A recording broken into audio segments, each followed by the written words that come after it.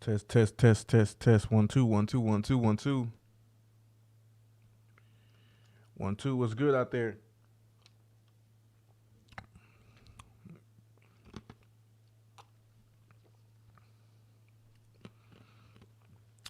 Yo, what up, James? Long time no see, bro. Shamel, what's good? Look, man. Welcome back, or should I should be saying, well, no, yeah.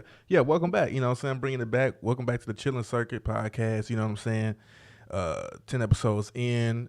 Had to take a little break. The missus. You know what I'm saying? She got busy real quick. And I also got busy with my own thing. Might be going back to young work you did tomorrow. You don't know. We're gonna see. You know what I'm saying? Gonna talk to the big wigs. But, you know, also took a break because of this tumultuous time that we're going through, these trying times. Had to come back and, get my thoughts together because there's some real stuff we're going through. And this disclaimer to anybody who watching or anybody who is going to watch this episode later on down the line, if you are going to scroll through my page or whatever, just know that this one in particular, I'm putting a warning on for explicit language. And these are my opinions, my views on what's going on within the community, within the nation, and everything like that. So let's go ahead and just kick it off real quick. This episode is pretty much specially dedicated to George Floyd and also Ahmaud Arbery, with as well as any other of the injustices and inequalities that we've been facing in the nation, especially within the minority community. And so I've been seeing a lot. You know what I'm saying? I've been seeing a lot on the internet, a lot in the news, a lot everywhere about stuff that just don't make any sense anymore. And if you're the type of person who has how can I say this? If you're the type of person who has an issue with how people, express their grievance or how they express their emotions and the things they're going through, but yet you don't want to take the time out to understand what it is they're actually going through, then you are a part of the problem. You know what I mean? If you're the type of person who ain't got nothing but negative things to say about let's just get down to it. You know what? If you the type who's sitting there saying that they shouldn't be looting, people shouldn't be looting, rioting, they shouldn't be doing they should be planning to do somewhere else, then you may be a part of the problem as well. It's one thing to say what a person should do, but it's another thing to be actually doing something. And you can either be talking about it, which is pretty much, if you're going to be passive aggressive, that's the most you can do, right? Is talk, right? Because that's not going to hurt anyone, or it shouldn't hurt anyone. But if you're gonna judge people or make comments or slick comments or be so adamant about how a person should demonstrate what they want and change, then you're not really about change. Those people, anybody who's looting and rioting in whatever city they at, first of all, they're not really destroying their community. Your community was probably already destroyed and you didn't even know about it. When you got Target, Walgreens, Walmart, any other the top retail stores or department stores coming into your community, you are being gentrified. If it's not started, if that place of business is not started by people who actually stay in that community, then you are being gentrified. They are bringing business and culture into your community, which is gonna uproot your culture in your community in the things that you all do to better fit their program and their agenda. It don't matter if it's a Target, a Walmart. As you seen, or as people be as you seen, and as people said on the internet, they got insurance to cover all this. Ain't no way you're gonna have a business. There's no way to have a business and not be insured. It don't work. You can't even get an apartment and not have renter's insurance on the apartment, and you ain't got no chances. You ain't got no chances even owning that apartment. You know what I mean? You can own if you're gonna buy a house, they require you to have renter's insurance. Sorry, they require you to have homeowners insurance. That's to insure the loan. It's not. It don't matter if something is lost. You're trying to get it back. That's what you get insurance for. So them going in and breaking up Target and all that stuff. If you ask me, I would think that it's systematic in their planning it that way. Versus, I haven't seen people go in and break down the liquor store. You know, the liquor store that be on the corner, or the little corner store that be on the side of the street. I haven't seen that. I've only seen big name retail places of business that's been breaking into, that they've been looting into. So for anyone to be saying that, oh, they shouldn't be doing it, they just breaking up. No, man, they got insurance on that. And as a matter of fact, it could all be an insurance scam. To those who don't believe that 9/11 was a conspiracy or part of a conspiracy or whatever the case may be, and that's not saying that I do, but there's some questions that ain't been answered correctly, or that's been pushed aside that people don't want to play. But long story short, there's a whole conspiracy documentary. You know what I'm saying? About 2 hours, maybe 3 hours of documentary footage, and this is out there about how the 9/11 attack was actually an insurance scam. It's believable. I'm not here to say it is. I'm not on that type of stuff. You know what I'm saying? I'm not here to say it is, but it's believable. How many times have you been in the hood, or how many times you been home and you hear about a person getting a lick on their house? Oh, we just hit a lick. For those who don't know, hitting a lick is an insurance scam. Most of the time it's an insurance scam. There's a video. So the Charlotte, there's a video of a white man paying black men to loot their stores. Exactly. It's an insurance. It's too much stuff that people don't know that goes on in the hood between all people of races and color. I mean, there's white people who come in the hood. Look, let's go back to Menace to Society. If you've seen Menace to Society, first of all, movies have truth to it. Good movies have truth to it. Whether the movie be fictional or not, it has some truth to it. It's supposed to be able to reel you in, aka reality, so that you'll be able to sit through the 2 hours and be like, dang, I can see that happening, right? So in Menace to Society, there's a part where Chauncey is approached by some white man, clean cut, slick back hair with glasses. He come into the hood and he like, yeah, here go the car. Here go the car that I'm looking to get, right? Here go the car that, I'm looking to get right here. You got to make sure ain't no scratches on it, blah, blah, blah, blah. He like, all right, you know what I'm saying? Come back around 10:30, and dude was like, what? 10:30, whatever, blah, blah. The point is, I'm trying to get to is he had to come into the hood to get the people who don't mind doing criminal activity up front, to get him the resources and the things that he need from his insurance, because more than likely that was his car or that was a friend's car, that's somebody's car he knew of, which is why he had the picture. This stuff happens all the time in the hood and other places. It happens in the suburbs. When you hear people it happens, you know what I'm saying? Like, it's a thing. So to believe that the rioting, or to not believe that the rioting and looting is not an insurance scam, you could be a little bit closed-minded, and you need to open up your mind. It's time to start looking at things in a different aspect, and that's what I'll be hoping this Chitlin circuit brings to the table. I hope that the things that I say, or the people who I have on this show, the things that we say, or the things that is said, opens up your mind to get you to critically think on both sides. Now, nobody wants this to be happening, but at the end of the day, what can you do when you at your wit's end? We just had a man, Ahmaud Arbery, get killed by citizens, regular citizens, and then those citizens were protected by law enforcement. And then to get to George Floyd, the man was supposedly, or allegedly, I should say, counterfeiting with a $20 bill. Are you serious? And then he stayed where he was trying. So nobody stays where they're trying to commit crime. If that was what was happening. Now, if he counterfeiting with a $20 bill, I don't see how the law enforcement couldn't take into play that, first of all, dang, all these black people, they going through it with this coronavirus. Not only are they the majority at work with essential jobs, and most, if not all of the essential jobs are low-paying jobs, like gas stations, burger, fast food places, fast food restaurants, Walmart, Walgreens, things like that.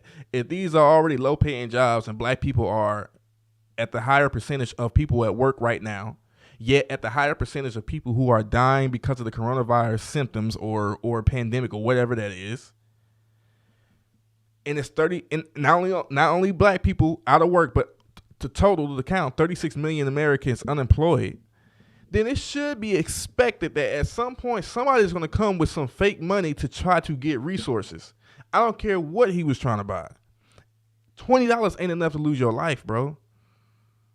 And I'm saying if that man was trying to cash a $20 check, or if he was trying to cash a check at a store, whatever the amount is, ain't enough if you go into the store. Now, if he was going to a bank, this would be a different topic. As a matter of fact, that probably wouldn't even have happened like this. I don't understand how people can't look at what's really actually happening and analyze it and then make decisions based upon that. How is it that we could think of all this, but the police can't? If you hear about counterfeiting as a cop with what's going on right now, that should be the least thing you are reacting to with the type of reaction that they gave.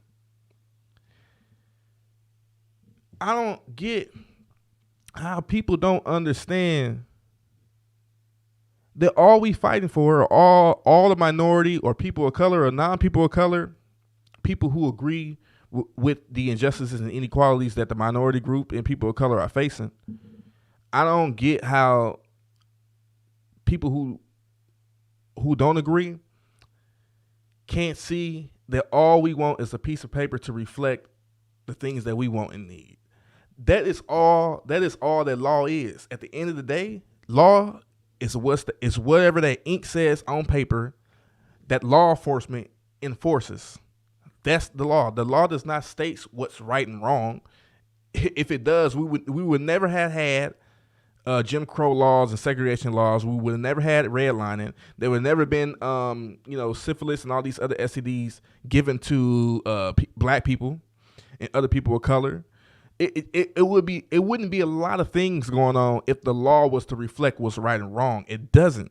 The law does not reflect what's right and wrong. It's just like data. Data does not reflect the truth. It's just numbers. It's just the compilation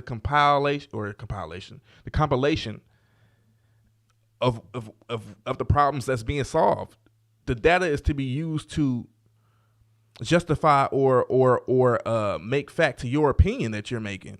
It's going to turn your opinion into a fact at some point. So that's what the law is. Because if the law was right, then people wouldn't get off. You know what I mean? People wouldn't get off because the law is the law. But the law is meant to be it's already been put in place for those in power. It's for them. So at this point, if you're not understanding that these laws and everything, these laws need to change, these cops need to be removed. I ain't talking about just fired. They need to be removed. I don't know where they're going to go, but they don't need to be in America no more. Like at this point, bro, if you're a cop and you violating somebody's human rights, civil rights or human rights, whatever you I don't know the correct terminology at the time, you should be removed. Like, bro, you gotta go. Like, no, you up and out of here. You gotta go to Canada. Something like it. It's not even that many cops. Percentage wise in the nation, it's not even that many cops. Just as it's not as that many people in the military. Back when I was in it, they were saying it was only 2% of the nation, and then you can kind of compare and contrast that to whatever percentage of law enforcement of Americans are in law enforcement. But it's not. There's more people than there is law enforcement. I don't understand that when you hop into a position like this, you don't go in thinking that you're going to be for the people. That man wasn't for the people. I don't even know that man's name. The white man the white police officer who had his knee on him. I can't even recall his name right now at the point because I'm so upset that it don't even matter. And now you got the cops kneeling. You got the law enforcement kneeling in protest. when just a couple of years ago, when Colin Kaepernick was kneeling in protest, y'all all was against it. Y'all ostracized him. He was better. Colin Kaepernick was better off going to an island. Like I was saying, he was better off going somewhere else. As a matter of fact, it's kind of like he did disappear. I mean, he's still here in the U.S. But as far as, being covered in media and things like that, it didn't disappear. And now look where we at. A full 360. And now the law enforcement is kneeling. Why didn't the law enforcement come out before the kneeling and state that this is what they're gonna be doing to get the people back on their side or whatever the case may be? Ain't none of that being said. Ain't none of that being heard. And to all non-people of color who's not with what's going on, who don't get it, who's continuously saying that this happens everywhere, or it happened to the police killed some white guy, whatever. Well, show us. That's all. Ain't nobody discounting or nobody is saying that that's not true. No one is saying that that's false, that that's not happening, that white people aren't. We're not saying that white people aren't being killed by police. We're saying it's a disproportionate rate that white people are being killed by police versus how black people are being killed by police. In particular, how black people are being killed by white officers. Now, we wait and we beg, well, not wait and beg, but we wait and sit back when these things happen and be looking to see, and sometimes praying, like, God, I pray to God that the cop was black, just so we don't go through this, right? And then it's never been that. It's never been that. The closest thing I seen to a black officer, or allegedly a black officer killing a white citizen, was what happened with Muhammad. I forget. And this happened in, I want to say, Minnesota or Michigan. I believe it was in Minnesota that the some white Caucasian lady, she called the police for a disturbance on what she thinks something was going down. I believe that she was claiming that there was an abusive situation going on, right? And basically, the cops showed up, two of them. I believe I want to say one was a female, but I can't remember. One was white, and the other one was, I want to say he was either Middle Eastern, or he wasn't African American. Let me just put it like that. Yes, he was of color, but he wasn't African American. So, but if you didn't look at him closely, if you didn't know anything about him, if you just probably just saw him in passing, you would probably think that, oh, he's black, right? Well, they pulled up. Long story short, the black guy reached out and he shoot the white lady, and basically, she died as a result of her injuries. But he reached out as she came up to the car, to the patrol car. He reached across his partner, I believe. Either he reached across his partner, or he was sitting in the passenger seat and the partner was in the driver's seat. And as she came up to the passenger side of the vehicle, he reached out like this. So it's either he reached out on the passenger side this way, or he reached across, right?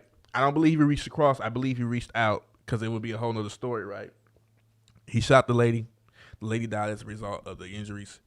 They take it to trial. It was protests and everything about it, if I'm not mistaken. They take it to trial.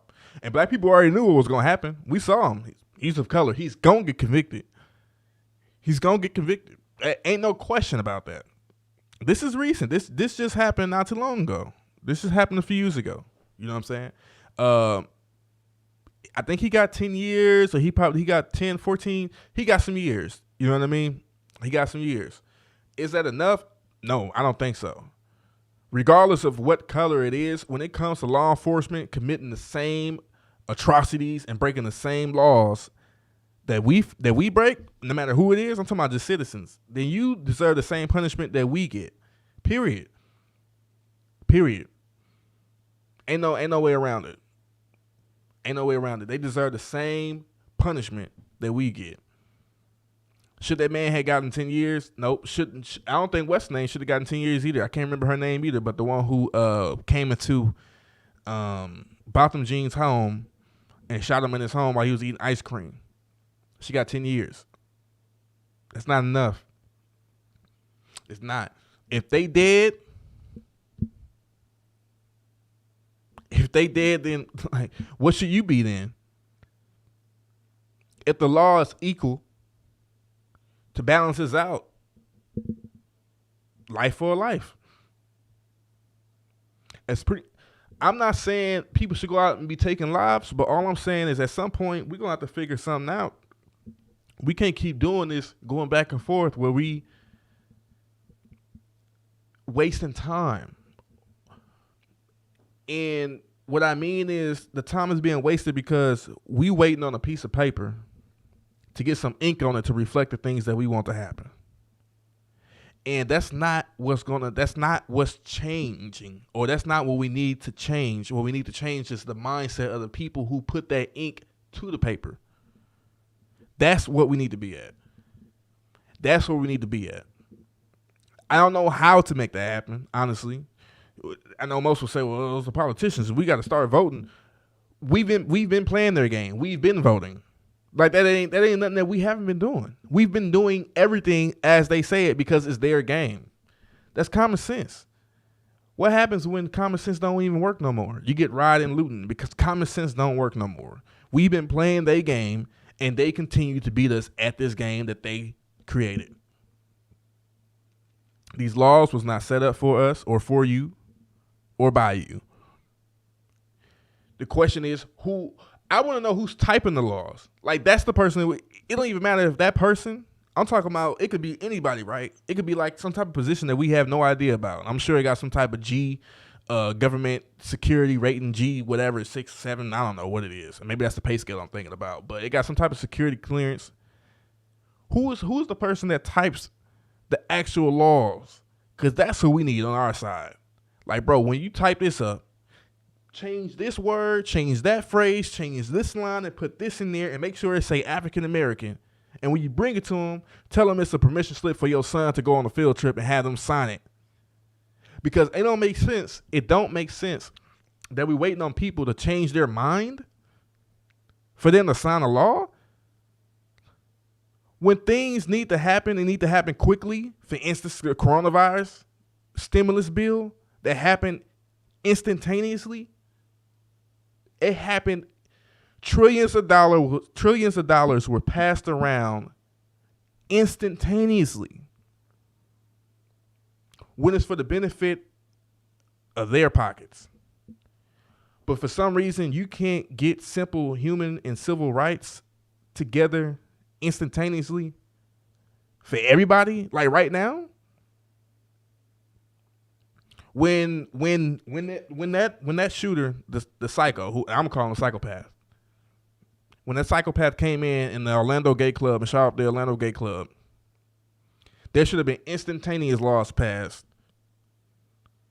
I'm not saying take guns away. No, all I'm saying is there should have been something that there should be continuous and steady changes, no matter how minute, no matter how small. Whether it's, all right, we're gonna start taking away. We're going to start manufacturing bullets, less bullets and guns. Like, the guns get less clips or less ammunition, less bullets to shoot out in one go. Maybe that'll come. Something needs to happen steadily but surely. And I could be wrong. These things could have happened, but it's not happening fast enough. And that's the problem.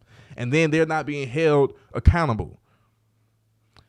Officers are not being held accountable primarily. It don't make no sense no more. This game don't make any sense. The way we moving don't make any sense at one point in time. And then, you know what? And I'm going to touch up on the coronavirus thing because I'm sure y'all wondering, like, dang, the coronavirus thing it never made sense, and it still don't make sense now. It's not odd to y'all how once people start literally waking up, people literally start waking up and started to go outside. Like, ain't nothing wrong. I've been seeing more people, and this is white people. I'm not even gonna front, like, not just white people. Obviously everybody, but majority, because they are the majority in this country. You can't hide the fact. That's a fact. I've been seeing them without their mask. I've been walking without mine. I ain't gonna front. I have been walking without my mask. Still here. You know what I mean? And I'm not taking the coronavirus thing lightly. I'm not taking anything lightly. All I'm saying is that things need to be thought about twice before we just settle on what they telling us, and because it's never been the truth from the get go. It's never been 100% fact or truth on what they telling us is true, and that's what I don't understand. That's what I don't understand, and that's what we don't understand. The people who out there looting and rioting, or the people out there protesting, they don't understand it anymore. What is y'all waiting on? What is there to wait for? Honestly, like what is there to wait for? When it comes to changing laws to have police take equal punishment, when it comes to them breaking the law on the job. That man had his whole body weight, a knee. Let me tell you something.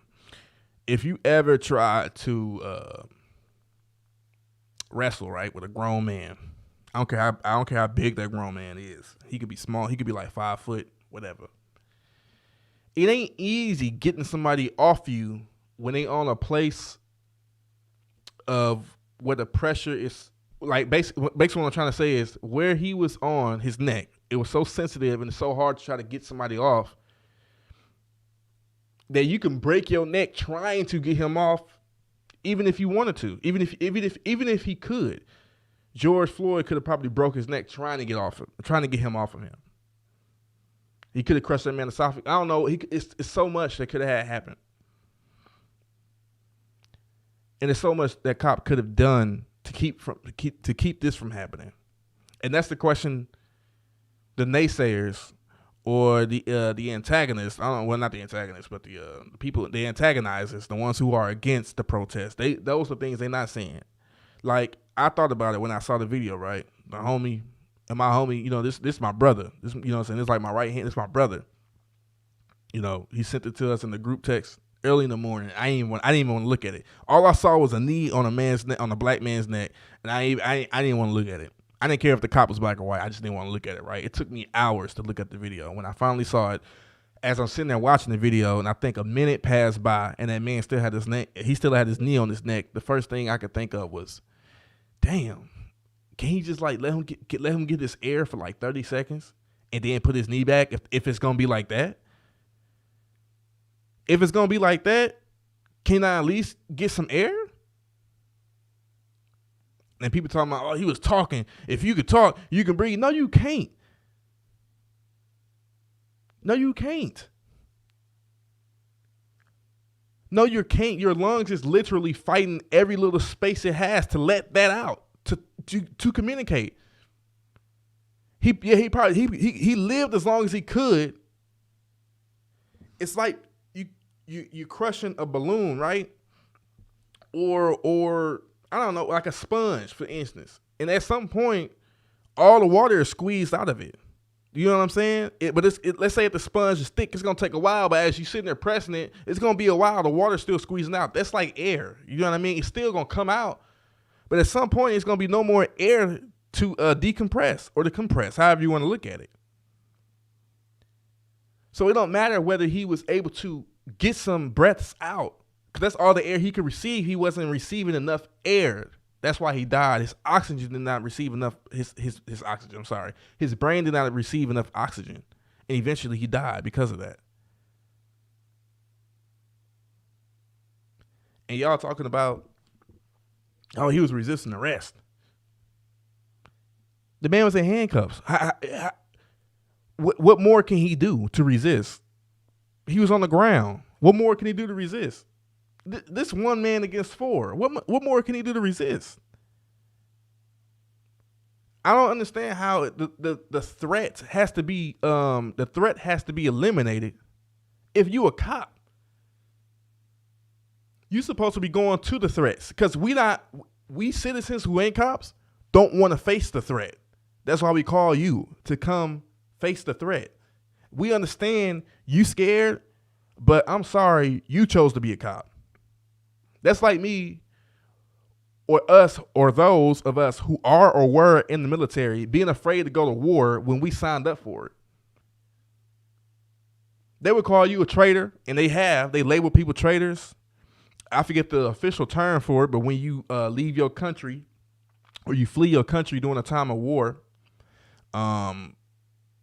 and you join the other side, or you go to a place where you can't be found. But there are many of those stories. There are many of those stories where people fled during these war times because they knew for sure, I'm about to die. I can't, no. So I'm going to say I'm prioritizing my life. And they fled, which is understandable. You in a time of war, is life for life. So you a cop. I'm sorry, but you chose this. You chose this. Ain't nobody forced that man to be no officer. He wanted to, and he was an officer for a very long time. He lived a very long life. And it's time for him to serve his time. Whether or not he get a life sentence or karma happens to take his life. And I'm not saying, not AWOL. I know it's AWOL, absent without leave, but there's another term for when a person, there's another term, a technical term for when a person literally leaves in time of war, and they either join the other side or they flee. I know AWOL is like part of it, but it's another term. But and then you could be right, so I could be wrong, so I apologize about that, Charlene.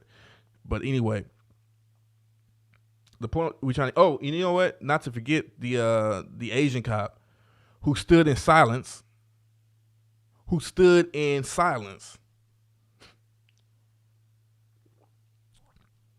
And said nothing. I don't understand how people don't understand that when you see stuff like this ain't no action movie. This ain't no thrillers. This ain't no suspense. This ain't no movie. This ain't no TV show that we looking at. We looked at that man die for 10 minutes straight, and nobody did nothing. If the words can't reach you, if the words of the people who you supposed to protect and serve don't reach you in a time where they need you to protect and serve, then the only thing's left is action. That's the only thing that's left at this point.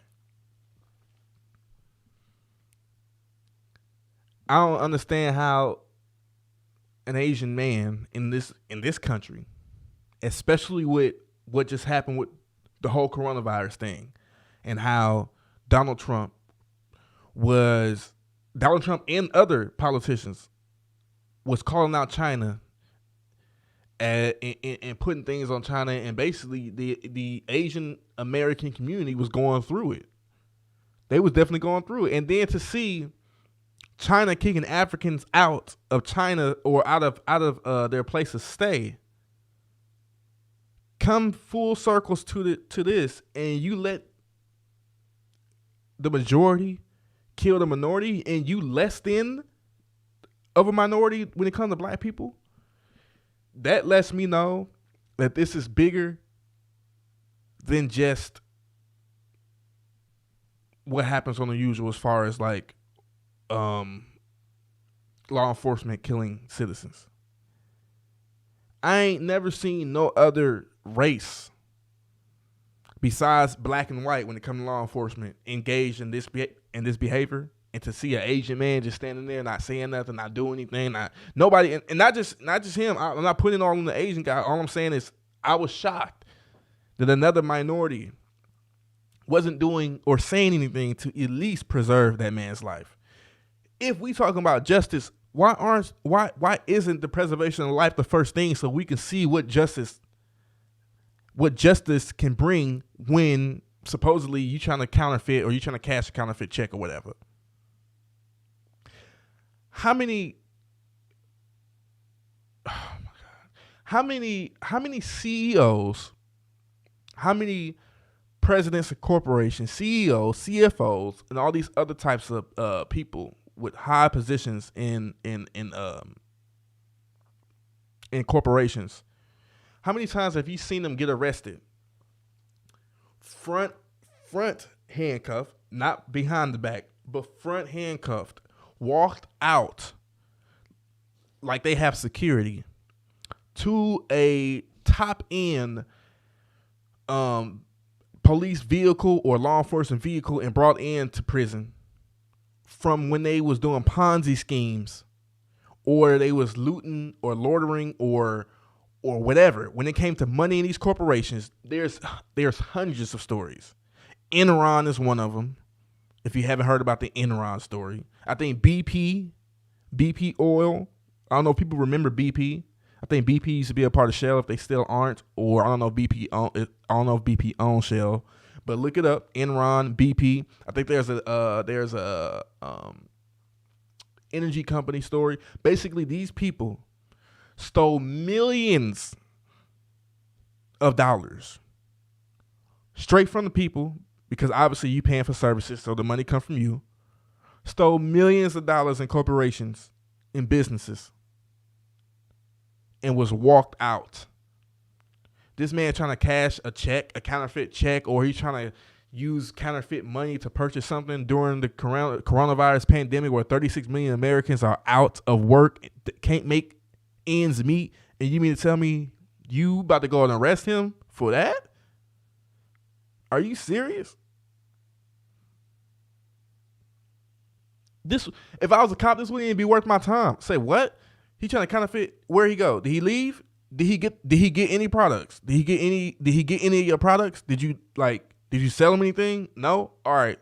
Justice has been served. You caught him. You caught him before we did.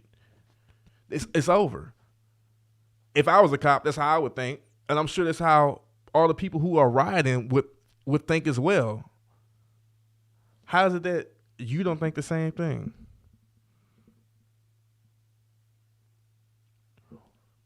This episode ain't meant to be long, because this was a direct message for the injustice and inequalities.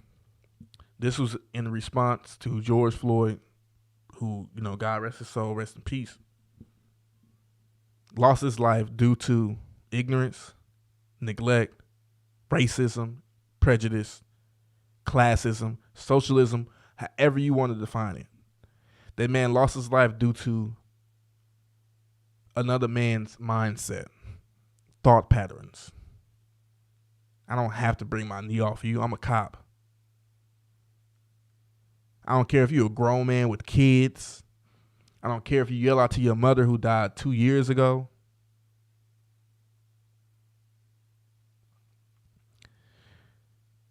I don't care if you cried out to your mother 2 years ago. I don't care if you cried out to your dead mother 2 years ago.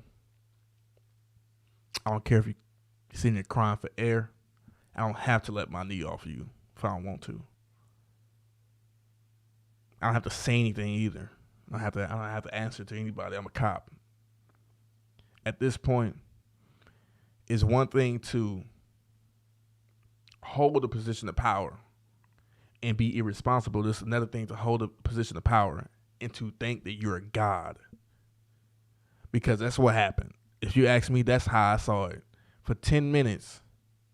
And all these people around you. And the man that you have under your knee. It's all he asking is for air. Ain't that the least you can do? Ain't it?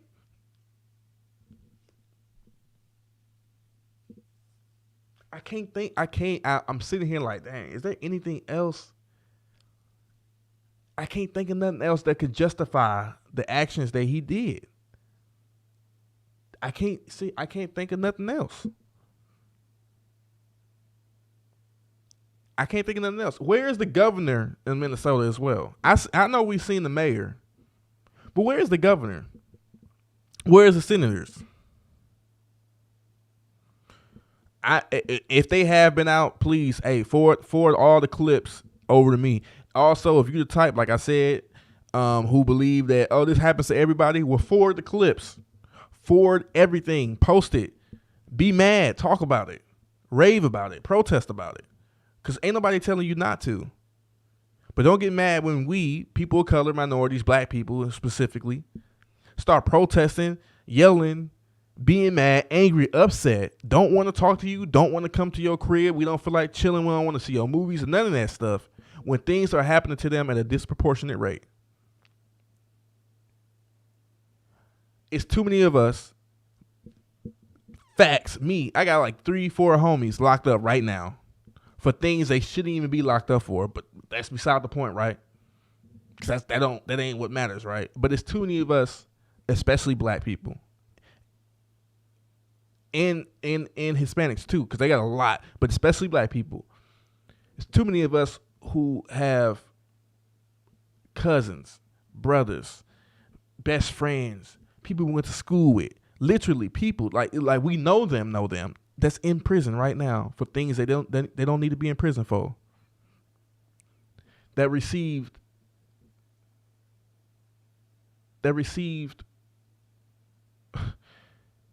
sentences that don't reflect the so-called dream or the so-called thing that makes America supposedly great, right? Here you're supposed to get an equal opportunity. And it ain't never been that for black people. It ain't never been that for black people. We have never gotten an equal opportunity. We don't get fair salaries or equal salaries. Equal quality education. Not just quantity. You could throw up schools anywhere you want. We looking for quality. I want the same nice, fresh, new books that he got. The new editions. I don't want to be reading the old edition and you give me a new edition test and I fail it and then you look at me like, why you fail the test? Because you gave me an old edition book to read from, but a new edition test. It's time to wake up. It's time to start researching, learning about your history. It's time to understand the plight of other races, nations, and peoples and the things they go through within this country. It's time to actually really, and I mean this, it's time to start focusing on what's going on in America versus what's going on overseas. I'm not to say that it don't matter, but we need to fix us too. Now, I ain't saying first, I'm saying we need to fix us too. We need to stop putting our mental state or stability on the back burner to help others because we see them in a less position, on a lesser or lower position than we are because, oh, I can afford food, you can't. Well, okay, but there's other things that's still going on here that ain't equal. And until we can balance it out, we shouldn't be going and spending our resources other places, and we can't fix what's going on right here in our backyard.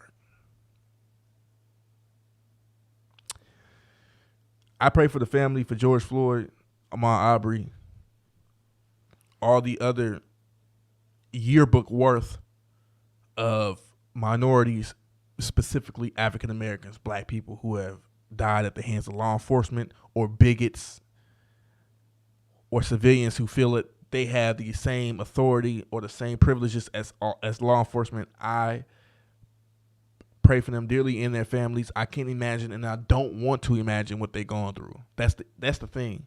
We don't want to imagine what they're going through. We tired of seeing what we going through. And if you're not about to stand up, or if you're not about to talk about it, at the least, I need all my non-people of color. I need all my white people specifically. And to my homies who are out there, and I know you for sure. I ain't gonna call y'all names out in here because I don't know if y'all want it like that, but I know you for sure. Some of y'all, I forwarded your discussions and your debates and your arguments that you've been having with your people. And I'm talking about white people here, my white friends. I've been seeing the things that y'all have to fight and y'all have to go through. And all I can say is, welcome to the club. And I'm not saying that I don't empathize with you, because I do wholeheartedly. But this is something that we've been going through forever. And you just now catching up at some points. Some of y'all, not all of y'all. Some of y'all been on this since day one. But I'm saying for y'all to be losing friends during these times because of the debates you having and the disagreements that you're having, I say welcome. For you to be ostracized by your community, by your immediate community or your immediate family because of how you feel people should be treated or the laws and things that they should have be equal compared to the majority, then I say welcome. Welcome to the club. It's not a good club to be in. It ain't fun. So I don't say that with positivity behind it. I don't say that with sarcasm behind it. I say that and I mean it. Welcome. Because from here on out, you're going to start realizing that the things that we saying hold some type of truth to it. And whether you believe that truth or not to be real is up to you. But it's the reality that we live in, that we face every day, that's going to decide how we move forward from here on out.